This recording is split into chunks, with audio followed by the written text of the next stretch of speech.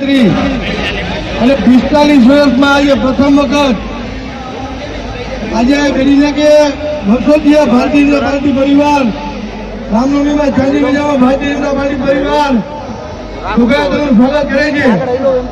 હિન્દુ સમિતિના મહાજન મિત્ર દ્વારા શોભાયાત્રાનું આયોજન થાય છે અને આજની જે શોભાયાત્રા છે આ પાર્ટીના પ્રમુખથી માંડીને બધા આગેવાનોને હું વિનંતી કરું છું કે આજની શોભાયાત્રા અમારા માટે આકરામાં આકરી છે.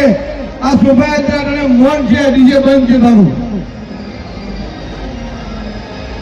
ભાજપની સરકાર છે, અમે આપણે બધા હિન્દુ છીએ અને આ હિન્દુના તહેવારમાં 5 દિવસથી આ માનસિક ત્રાસ હતો છતાં બેને નિવાડો લેવા બેન લેવા છતાંય હજી અમને માનસિક ત્રાસ છે. ભાજપના પ્રતિનિધિઓ કેટલાય મનાવવા ગયા તો ઘણા એનું માનતા નથી. એનું અમારે શું કરવું?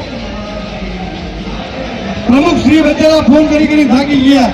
પ્રમુખ ને ખોટું બોલે, પ્રમુખ ને ક્યાં પ્રમુખ બચારા કહે તો ઘણી વાર એની થાય છે.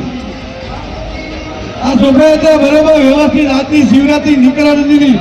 શિવરાત્રી એટલે રાત્રિ, શિવનો મહિમા એટલે રાતનો મહિમા અને શિવમય બનીને વાત હોય છે. હું પ્રમુખશ્રીને વિનંતી કરું કે ડીજે મોલ આવે છે સાવ.